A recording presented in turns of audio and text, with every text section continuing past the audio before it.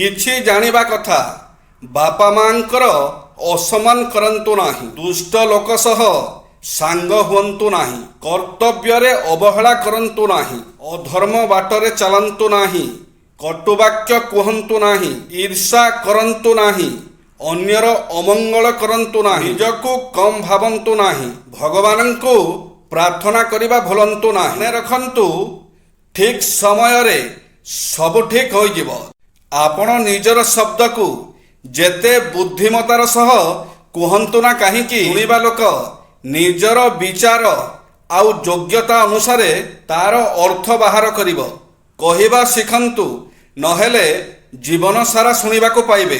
ଯିଏ ଆମର ନିଜର, ସେ କେବେ ବି ଆମର ସାଥ ଛାଡ଼ନ୍ତି ନାହିଁ। ଆଉ ଯିଏ ସାଥ ଛାଡ଼ି ଦିଅନ୍ତି, ସେମାନେ ଆମର ନିଜର ନଥିଲେ। ଆପଣଙ୍କ ପକେଟକୁ ଖାଲି କରିପାରେ ଏହିସବୁ ଅଭ୍ୟାସ। ରାତିରେ ଶୋଇବା ପୂର୍ବରୁ ଟଙ୍କା ଗଣିବା।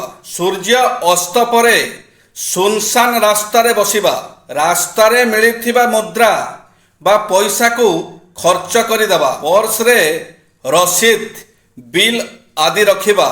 ପର୍ସରେ ଚାବିକାଠି ରଖିବା।